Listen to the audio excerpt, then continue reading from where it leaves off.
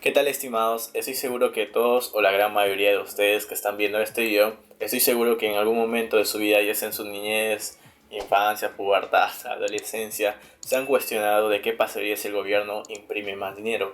Muchos piensan que este va a ser un resultado favorable porque muchos van a tener mucho más dinero, van a salir de la pobreza y por ende van a mejorar su calidad de vida. Aquellos conocedores un poco en la materia sabrán que esto no es para nada positivo y en este video les voy a explicar el por qué.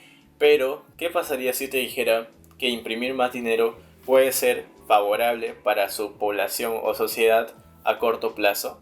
Así que todas estas interrogantes vamos a estar respondiendo en este video.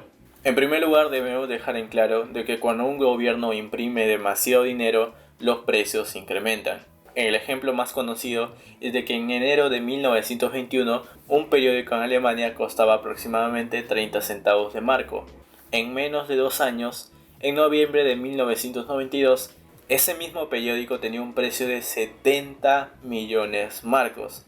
Imagínense pasar de 30 centavos a 70 millones marcos y todos los precios de la economía alemana aumentaron al mismo ritmo. Este es uno de los ejemplos más generales y a la vez más conocidos de la famosa llamada inflación, que consiste en un incremento de los precios de manera general de todos los productos que se encuentran en el mercado.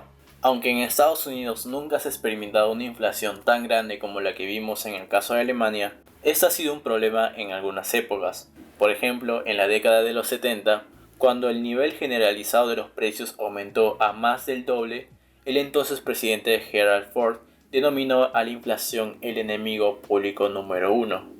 Por lo contrario, la inflación en la primera década del siglo XXI, es decir, el ciclo en el cual nosotros nos encontramos, ha sido cercana del 2.5% anual, lo que significa que a ese ritmo los precios necesitarían aproximadamente unos 30 años para poder duplicarse.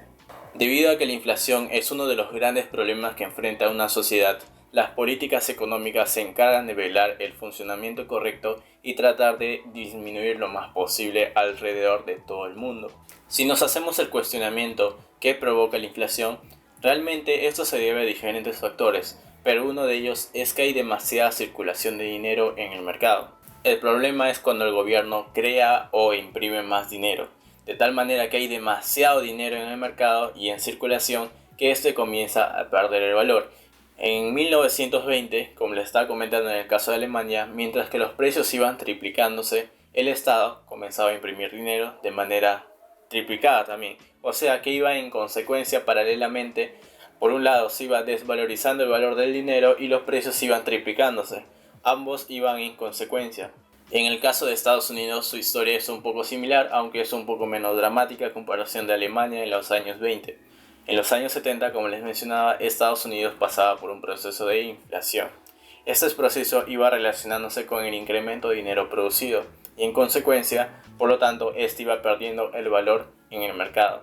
También tenemos conclusiones de que cuando la inflación se iba disminuyendo era debido a que se producía en menor cantidad el dinero por parte del Estado. Entonces muchos de ustedes estarán concluyendo que imprimir dinero es malo para el Estado, es malo para la sociedad y para un país. Pero esto nos lleva al siguiente punto. Como sabemos, el incremento de producción de dinero en un país tiene como consecuencia la alza de los precios de los bienes y servicios que se brindan en ese país. Pero esto a corto plazo tiene un efecto mucho más controversial y complejo que lo vamos a explicar ahora mismo. Imprimir demasiado dinero trae consecuencias, pero a corto plazo tiene consecuencias favorables. Los economistas nos plantean tres consecuencias que serían muy favorables para un determinado país. El primero es de que ya de por sí hay un incremento de dinero y circulación en el mercado. Por ende, todos tienen mayor poder adquisitivo. Y por ende, como consecuencia, va a haber una mayor demanda de bienes y servicios que se producen en un país. Por lo tanto, va a haber mayores compras, la economía va a circular de mejor manera. Va a haber mayor utilidad para los vendedores y por lo tanto los compradores que tienen mayor poder adquisitivo van a comprar mayores bienes y servicios. Por lo tanto, va a ser un resultado favorable para el mercado. Como sabemos, cuando hay demasiada demanda de un bien y servicio, las empresas pueden incrementar sus precios de sus productos o servicios que ellos venden, ¿no? que ellos brindan a la sociedad. Pero antes de que esto suceda por el mismo efecto de la competencia, porque no eres el único empresario que brinda ese bien y servicio, tú vas a comenzar a producir más bienes y servicios, por lo tanto vas a estimular el trabajo.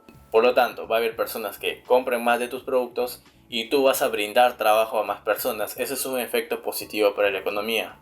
Como consecuencia, el número de trabajadores contratados va a ser mucho mayor a comparación de antes y por ende va a disminuir el desempleo en un país. Este tipo de razonamiento lleva a la economía a enfrentar a corto plazo una disyuntiva entre la inflación y desempleo.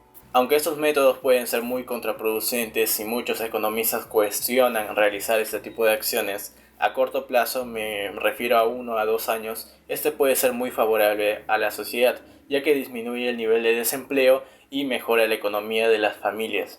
Independientemente del nivel de inflación que cuenta un país, como también el nivel de desempleo, que puede ser niveles de desempleo muchísimo más elevados, una inflación muchísimo más elevada, o quizás también bajas o intermedias, los que se encargan de diseñar las políticas se encuentran referente a estas disyuntivas, es decir, ¿imprimo o no imprimo más dinero?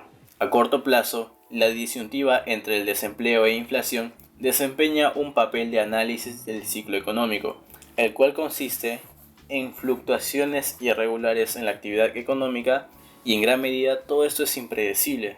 No se puede medir en función de la producción de bienes y servicios o el número de personas empleadas.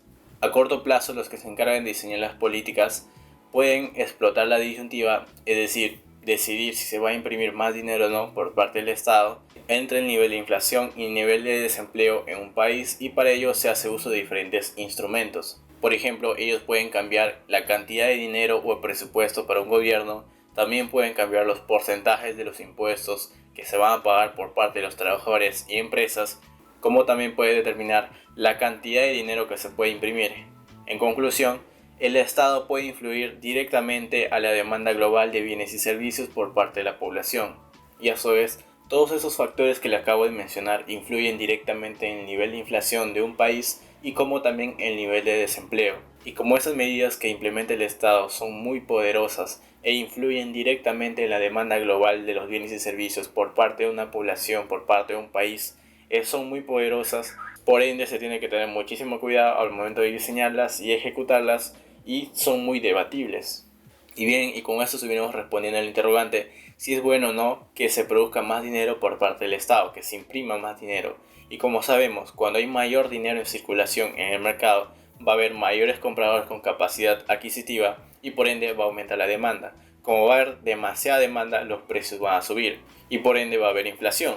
Como sabemos, a corto plazo puede traer consecuencias muy favorables para la población, pero sin embargo hay muchos economistas que discrepan de lo mencionado y piensan que no se debe realizar esto, porque es muy debatible. Muchos recomiendan que el nivel de impresión de dinero debe estar en consecuencia con el crecimiento económico de un país, debe tener relación.